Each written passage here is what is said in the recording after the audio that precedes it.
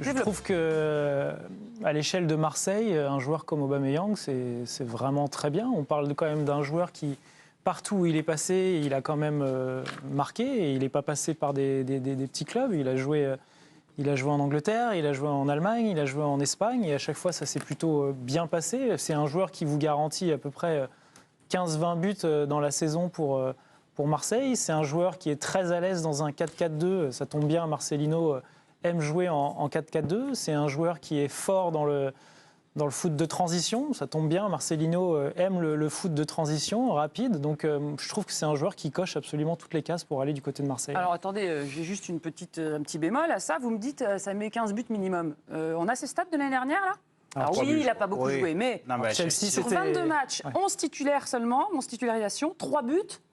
En même temps, il y avait 75 Chelsea, attaquants à Chelsea. C'était compliqué à Chelsea. Compliqué. Quand il a joué, il n'a pas beaucoup marqué. Pour juste aller dans le sens d'Olivier, moi c'est surtout par rapport à la construction de l'effectif de l'Olympique de Marseille. L'an dernier, pour les avoir fait quasiment toute la saison, c'est une équipe qui avait zéro profondeur, à part les latéraux, parce qu'Alexis Sanchez est un joueur qui décroche beaucoup. Alors il est capable de le faire, mais c'est quelqu'un qui aime bien participer au jeu. Je trouve que dans le profil, en attaquant quelqu'un qui va vite, qui est capable de manger les espaces, comme le fait Pierre-Emerick Aubameyang, c'est quelque chose qu'il n'avait pas. Donc ça déjà, c'est très intelligent. Et c'est quelqu'un qui a parfaitement relancé sa carrière après le couac à Arsenal. Honnêtement, quand il était à Barcelone, il m'a bluffé. Je pensais que c'était une mauvaise idée. Il avait été plutôt très bon.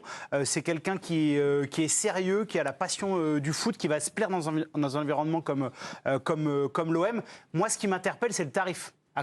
Quel va être le salaire? Alors, en plus, il pourrait arriver libre. C'est-à-dire que Oui, Chelsea... libre. Non, c'est sur le salaire.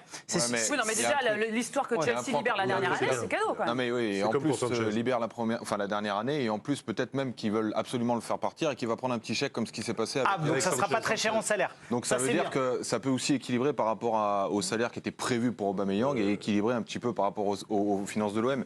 Mais en termes tactiques et techniques, c'est un joueur qu'on trouve plus en fait sur le marché des attaquants comme ça, qui ont une vitesse comme il a.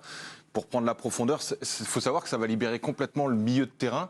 Parce qu'avant, ce qui se passait, c'est exactement ce que Giovanni disait, c'est que soit il y avait Nuno Tavares à côté, là, si vous voulez vous ou Klose. Et là, pour le coup, avoir un attaquant qui est capable de faire un 100 mètres en 11 secondes, c'est plus facile à trouver. Et ça va permettre au milieu de s'exprimer un peu plus et de se projeter. Donc moi, je le vois associé à tout le monde, en fait. Ce soit avec Vitinha, je suis super curieux de le voir. Avec un Harit ou Unai dessous, même Payet, à la limite, qui peut avoir beaucoup plus d'espace. Moi, je suis très curieux et j'ai vraiment envie qu'il vienne. On peut ajouter que, certes, il a de l'expérience, mais en plus, il connaît la Ligue 1 et il est francophone. C'est-à-dire que pour l'intégration, c'est a priori beaucoup plus facile qu'un garçon qui arrive de très loin. Mais le fait qu'il soit indésirable à Chelsea, là, le nouveau coach, il en veut même pas dans le stage, c'est pas inquiétant. Non, mais ils ont lâché Kai Havertz, Arsenal, qui avait marqué le but en finale de Ligue des Champions. La stratégie de Chelsea, on la comprend pas. Ils font n'importe quoi. Ils ont 57 joueurs. Donc, être indésirable à Chelsea, ça veut tout dire et rien dire. Ce qui est important, c'est le profil du garçon. Et surtout, s'ils perdent Alexis Sanchez, d'avoir quelqu'un d'expérience qui connaît le très haut niveau, c'est important. Parce que quand tu arrives à Marseille, c'est compliqué, c'est un environnement très particulier. Et Aubameyang, il adore ça. Il était au Borussia Dortmund, où c'est des ambiances qui sont très chaudes. Donc voilà, je pense que humainement, techniquement et tactiquement, ça a tout du bon coup, si c'est pas trop cher. Il y a autre chose aussi, c'est que c'est un joueur à relancer. Ils l'ont déjà fait avec Saliba, ils l'ont déjà fait avec Guendouzi. Des joueurs qui n'étaient pas prévus forcément pour performer et qui ont largement fait ce qu'il fallait. Et le président se souviendra qu'il ne reste pas sur 3 saisons d'échecs, puisque l'année dernière, il était prêté à Barcelone par Chelsea. Il avait fait une très bonne saison. Il a mis sa quinzaine de buts. C'était tout à fait honorable comme ça. Tout le monde l'appréciait. Il a fait son taf. Il n'a pas marqué non plus 150 000 buts. Mais mais état d'esprit, il a le niveau. Il connaît les grands clubs. Non, c'est une très bonne recrue pour l'OM. Ok, il n'y a pas de suspense. En plus, vous avez des garanties, vous êtes tous sûrs qu'il va. Regarde, à un moment donné, c'est pas. J'allais dire, c'est pas le. Je ne sais pas s'il faut faire un rapprochement avec la Casette parce qu'il est revenu à Lyon, mais il était en difficulté. À Arsenal, tout le monde s'est posé 150 000 questions. Termine 2e meilleur buteur du championnat. Et avant la saison, tout le monde disait ça va être un fiasco. Faire du neuf avec du vieux, ceci. Moi, je dis 34 ans. Non, mais il connaît ce championnat.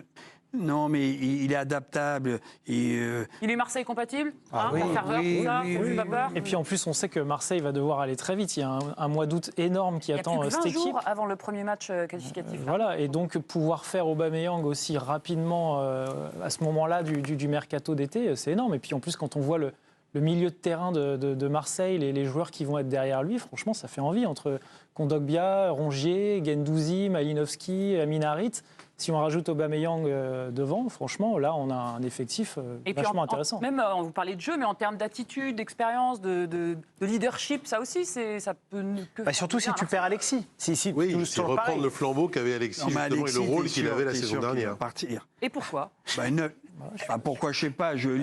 S'il devait rester, ça serait déjà fait à 20 jours. Donc là, quand ça se fait pas, ça met du temps. Non, mais c'est- Vitinha, tout le monde a rigolé. Bon, il a mis 2 buts, j'ai vu en amical. Bon, Ouais. faut voir confirmation. 32 millions, le plus cher et le plus mauvais du monde. Mais non, mais j'entends, on verra.